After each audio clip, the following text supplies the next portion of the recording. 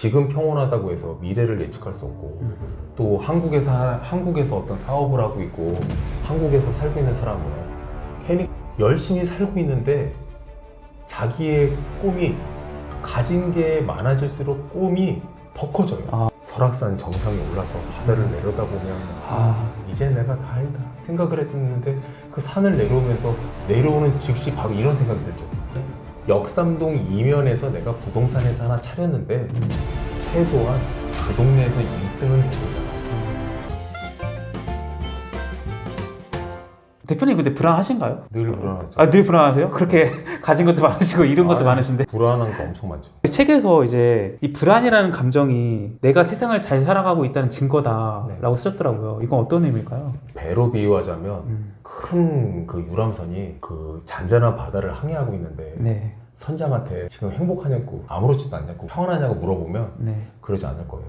왜냐, 이 바다라는 곳이 오늘 잔잔한데 내일 태풍이 올 수도 있고 태풍이 오면 그 태평양에 그 거대한 13층짜리 유람선도 이 깨알만한 그런 유람선인데 그 타이타닉도 바다에 가라앉았잖아요. 지금 평온하다고 해서 미래를 예측할 수 없고 또 한국에서 어떤 사업을 하고 있고 한국에서 살고 있는 사람은 괜히 그냥 북쪽만 바라봐도 아무렇지도 않은 것 같지만 큰일 날 것 같고 뭐 이런 거 있잖아요. 가진 게 많으면 많은 재산을 가지고 있는 고객들이나 건물주들을 이렇게 만나다 보면 네. 저 사람이 1,000억을 갖고 있는데 왜 저렇게 안절부절하고 건물을 10개나 갖고 있는데 이 공실 2개나 있다고 왜 저 난리를 치고 그게 열심히 살고 있는데 자기의 꿈이 가진 게 많아질수록 꿈이 더 커져요. 네. 이런 느낌 있잖아요. 10인분의 라면을 끓일 수 있는 냄비를 내가 샀는데 라면 봉지 하나를 저기다가 넣어가지고 라면 하나를 끓인다고 생각하면 뭔가 이 깨알 같은 뭔가를 하는 장난을 하는 것 같고 저 냄비에 물을 다 부어서 끓였는데 라면 한 봉지를 들고 뭔가 쑥스러운 것 같고 이러니까 더 많은 거를 해야 되는 할수록 그릇을 자기 스스로 점점 키우는 거예요. 그러다 보니까 저희 회사 1등한테 제가 농담처럼 지나가면서 내년에는 매출을 얼마나 할 거예요? 그랬더니 100억 해야죠. 그래. 아이고 허황된 얘기를 하지 마요.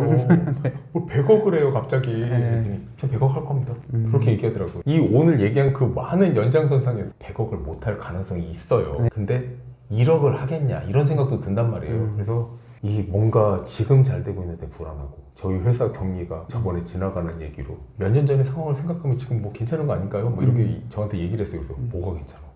지금 뭐가 괜찮냐고 뭐 이런 얘기를 했단 말이에요. 그래서 이 설악산 정상에 올라서 바다를 내려다보면 이제 내가 다 알다 생각을 했는데 그 산을 내려오면서 내려오는 즉시 바로 이런 생각이 들죠. 지리산은? 그래서 지리산을 오르고 나면 한라산은? 네팔에 가야 되나? 끝이 없는 거예요. 그래서 어떤 그 정신분석학자님도 그런 얘기를 하셨어요. 그 푹 퍼져가지고 이제 됐어? 이런 거는 성공하는 사람의 어떤 마음가짐으로 볼 수 없고 초조하고 불안하고 이런 거는 오히려 잘 살고 있다 이런 증거라고 생각하니까 너무 강박이 들면 약을 먹을 정도는 되면 안 되는데 그냥 내가 내 온정신을 유지하고 있는 상태에서 내가 여기서 만족하지 않고 난 지금 더 가야 돼 이렇게 생각하면서 뭔가 이 불안한 이런 마음을 갖는 이런 거는 전 나쁘지 않다고 생각하고 이 나이에 제가 왜 그 서점에 가서 비트코인 책을 사가지고 블록체인을 공부하고 이러겠어요. 저는 그냥 막연하게 지금 그 세상까지는 안 와 있지만 어느 순간 이런 세상이 올 것 같아요. 오늘도 제가 지금 오후에 매매 계약 하나 있어가지고 좀 이따가 이제 저희 직원이랑 송파에서 만나요. 근데 뭐 계약한다고 하면 계약서 갖다 놓고 자 계약 설명드리겠습니다. 뭐 설명드리고 도장 받아서 도장 찍고 계약금 입금하고 이런 세상이잖아요. 아직 종이에 도장을 찍고 있잖아요. 어느 순간 그러지 않지 않을까. 근데 그게 10년 후가 아니라 불과 한 몇 년 후면 그냥 화상 열어놓고 자 그거 계약하시기로 합의하셨고요. 녹음되고 있습니다. 자 지금 이 물건은 30 비트코인이거든요. 자 입금 확인해 주세요. 계약 승낙됐습니다. 자 그럼 이제 거기서 자 전산상 등기부 이전 완료시키겠습니다. 띠띠띠. 자 등기부 변경되었습니다. 시스템은 다 돼 있잖아요. 사실 부동산도 전자계약 시스템이 다 완료돼 있거든요. 네, 그렇죠.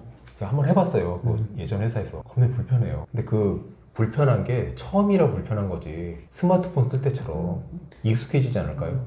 그렇죠. 아니 뭐 직접 시간 맞춰서 만나는 것보다는 편하겠죠. 그게.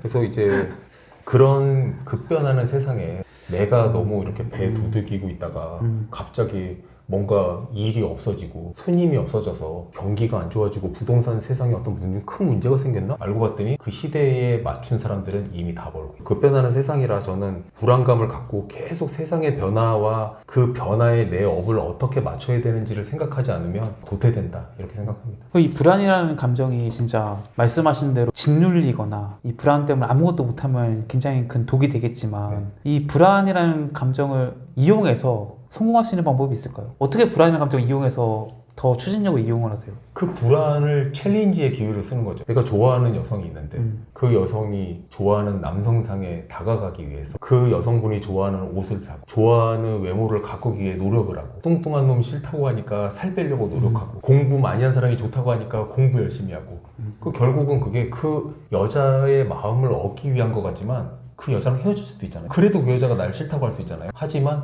변화된 나의 모습을 봐보세요. 그래서 실제로 이 불안감을 챌린지로 활용해가지고 아 그래 지금 세상이 이렇게 바뀌는 거 아니야? 어떻게 바뀌고 있는 거야? 다른 업은 어떻게 되고 있는 거야? 그럼 딱 보면 이런 거를 지금 다른 업에서 수용하고 있다고? 네이버는 왜 두나무랑 합병했지? 이유가 뭘까? 아 그러면 이 거래 시스템에 있어가지고 비트코인이 됐든 알트코인이 됐든 뭔가 이 세상의 거래를 손쉽게 하기 위한 뭔가를 도전하고 있구나. 삼성전자가 갤럭시를 강력한 안전지갑으로 사용하려고 지금 하려고 한다고 하잖아요. 그러면 그런 대기업들도 이렇게 변화하고 있는데 내 업에서는 안 변할까? 이 생각을 하면 그럼 나는 그거에 맞추기에 뭔가 공부를 해야 되겠구나. 그래서 내가 막연하게 불안한 거 가지고 이 업은 이제 못 해먹을 업이야 이게 아니라 내가 거기서 살아남으면 되잖아요. 그런 계기로 사용한다고 하면 그 불안은 충분히 기회를 만드는 요인이 될 수 있다 이렇게 생각합니다. 대표님이 이번에 쓰신 책 제목이 천하무적 1등 부동산인데 이 천하무적이 된 상태는 어떤 상태일까요? 무슨 만화 영화처럼 네. 그 우주 1등 뭐 이런 거는 너무 허황되고 네. 책이 이제 부동산 중개업을 하시거나 대형화 하시려고 하는 사장님이나 팀장님, 영업 조직의 장을 위해서 제가 지침서라고 아까 말씀드렸듯이 아주 그냥 쉽게 말씀드리면 그냥 역삼동 이면에서 내가 부동산 회사 하나 차렸는데 최소한 그 동네에서 1등은 돼보자. 내가 그 부동산 100군데 중에 1등은 돼보자. 그리고 1등이 되면 사람의 마음이 어떻게 되냐면요. 횡단보도를 건너게 돼 있어요. 역삼동에 1등이 돼보면 논현동도 한번 가서 영업해보고 싶고 그 논현동 위에 이제 청담동도 있고 그리고 실제로 부동산 회사들이 규모가 점점 커지면 직원의 숫자가 50명, 100명 되고 그러면 저도 오늘 아까 매매 계약 하나 한다고 했는데 매매 계약을 송파에 가서 하지만 물건은 경상남도에 있는 물건이에요. 그래요? 서울에 있는 부동산인데 그 경남에 있는 부동산 입장에서는 아니 서울에 있는 부동산이 왜 경남에 와가지고 우리 나와 바리에 계약을 하냐 이럴 수 있잖아요. 실제로는 영역이 점점 넓어질 수 있는 건데 그런다 하더라도 한국 1등은 못 됐을 수도 있잖아요. 근데 제가 이렇게 막 큰 얘기만 막 하다가 소심한 얘기를 드리는 걸 수도 있는데 부동산 업을 차려가지고 대한민국 1등이 되겠다는 북극성을 띄워서 포부를 갖고 일을 하지만 열심히 노력했지만 그냥 역삼동 1등으로 끝날 수도 있잖아요. 역삼동 1등은 작은 게 아니에요. 아 그쵸 엄청 크죠. 그거 자체가 엄청난 거예요. 그래서 충분히 해볼 만한 가치가 있는 거다.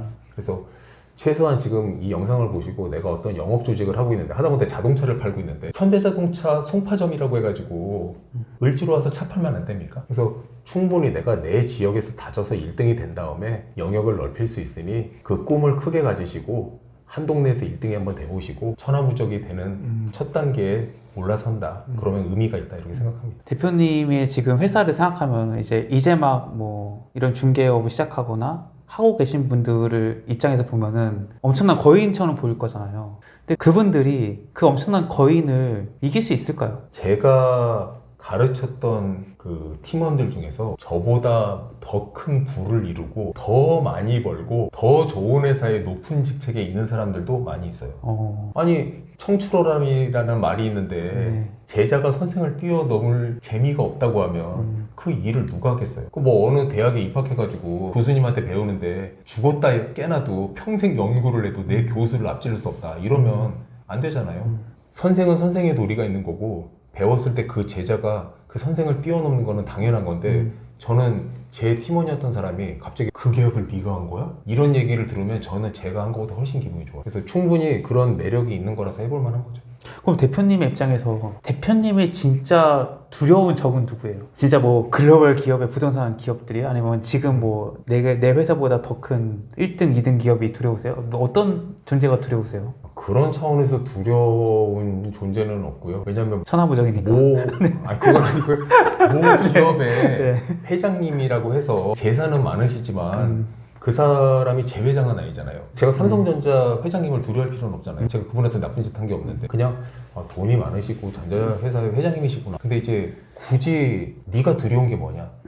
그럼 이제 사람을 떠나가지고 제가 두 가지 정도 두려워하는 게 하나 있어요. 하나는 뭐냐면 제가 퍼지는 거. 몸이 아프거나 뭐 일을 못하게 돼서 제가 퍼질 상황이 됐을 거. 그게 좀 저는 두려울 수 있는 거고 또 하나는 뭐 그런 여파로 뭔가 제가 가장으로서 영업사원으로서 한 인간으로서의 어떤 그 본분을 다하지 못해서 지금은 제가 죽는다 하더라도 제 딸이 잘 살 것 같긴 하지만 그 딸들이 어렸을 때는 내가 갑자기 죽어가지고 내 딸이 원하는 것만큼 제대로 잘 자라지 못하면 어떡하지? 이런 게 저 어렸을 때는 그런 게 저의 두려움이었고 지금은 그런 두려움은 없어요. 제가 지금 당장 죽어도 제 딸들이 잘 살 것 같아요.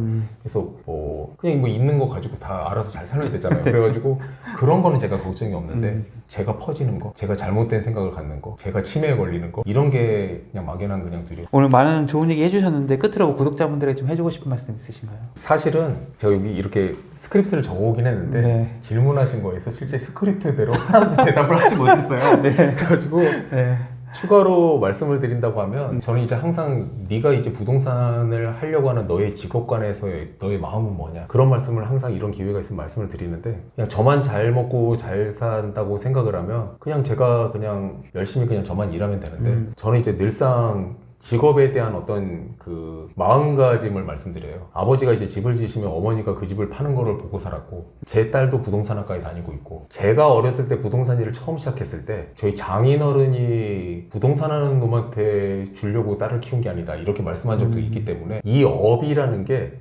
직업에 귀천은 없지만 사람이 바라보는 직업에 대한 인식이 있잖아요. 아직까지도 많이 좋아졌지만 부동산 이퀄 복덕방 그래가지고 복덕방이라는 뜻은 굉장히 좋은 거지만 폄하하는 말이 들어있단 말이에요. 아메리칸이라고 얘기하는 거랑 양키라고 얘기하는 거 다른 거잖아요. 다르죠.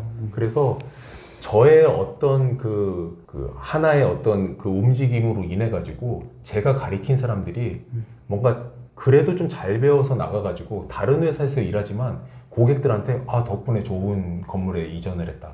덕분에 좋은 재산을 읽었다. 저도 제가 사준 건물인데 건물주가 그 건물을 아직까지 갖고 있는데 뭐 자산 가치가 막 3배가 됐다든지 이런 건물 보면 저 때문에 수백억 번 거잖아요. 그 수백억에서 나한테 돈 안 주는데 그분은 수백억 자산가가 된 거잖아요. 그러면 저 사람한테 내가 해를 끼치지 않고 좋은 이익을 가져다 주면서 그 사람이 나에 대한 좋은 호감으로 부동산도 이럴 수 있구나.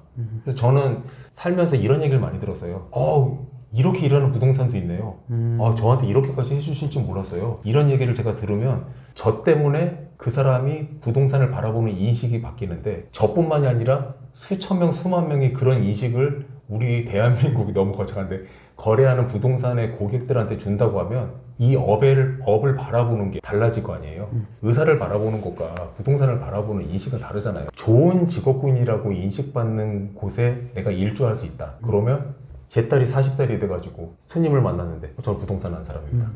좋은 직업이시네요. 미국에는 명함을 줬을 때 좋은 직업이네요. 이런 경우가 많단 말이에요. 그런 거를 일조할 수 있게 제가 힘을 보탤 수 있다면 좋고 이 책에도 목적이 그렇게 잘 업을 대형화 하셔가지고 좋은 사람들을 많이 양성하셔가지고 이상하게 일을 하는 부동산 하시는 분들이 다 다른 일을 하게 만들어 주시고 좋게 일하시는 분들만 이 업계에 남아서 세상이 좀 부동산과 관련돼서는 나쁜 일이 많이 안 생겼으면 하는 게 제 바람입니다.